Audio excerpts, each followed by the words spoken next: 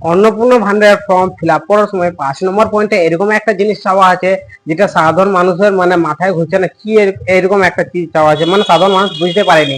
তার জন্য আমি বলছি মানে 5 নম্বর পয়েন্টে কি আছে সেটা আগে বলে দিই। ডিজিটাল রেশন কার্ডের পারিবারিক আইডি যদি থাকে, এটা কিভাবে খুঁজবেন? এটা খোঁজার জন্য যদি তোমার কাছে মোবাইল আছে তাহলেও খুঁজতে পারবেন, না থাকলে কম্পিউটার, সরি, যদি কম্পিউটার থাকে তাহলেও খুঁজতে পারবেন, নাহলে আপনার কাছে তো মোবাইল থাকবেই, মোবাইলটাও খুঁজতে পারবেন। চলো দেখাচ্ছি কম্পিউটার স্ক্যানে।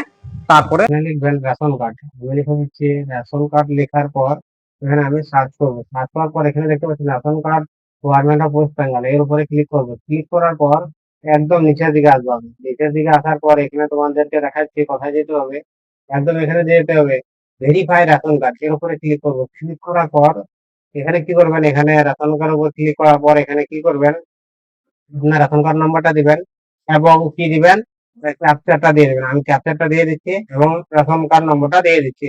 দেওয়ার পর এখানে কি করব, আমি সার্চের অপশনে ক্লিক করব। আমি এগুলো দিয়ে দিচ্ছি।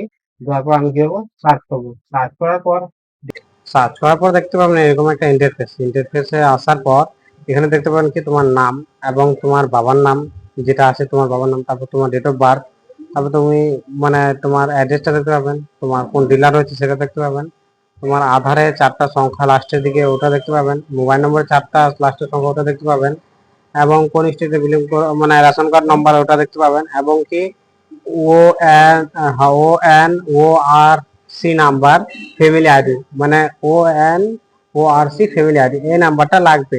এই নাম্বারটা কোথায় লাগবে? অন্নপূর্ণা ভান্ডারের 5 নম্বর যে এটা আছে পৃষ্ঠা, মানে সিরিয়াল